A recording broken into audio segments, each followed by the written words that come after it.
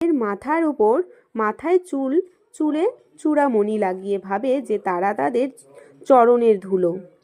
যত্র নারী আছে রমন্তে তত্র দেবতা আছে। এবং নারী মা, বোন, পত্নী, প্রেমিকা হতে পারে।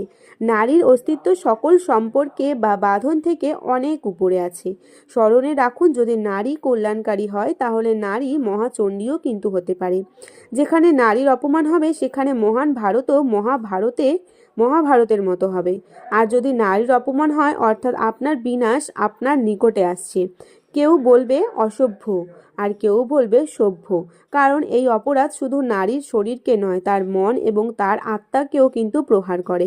রাবণ সীতার হরণ এই জন্য করতে পেরেছিল, সীতার সরলতার কারণে রাবণ এই দুঃসাহস দেখাতে পেরেছিল। এবং যদি কেউ আপনার সম্মানের সীমা পার করার চেষ্টা করে তাকে সেখানে আটকাতে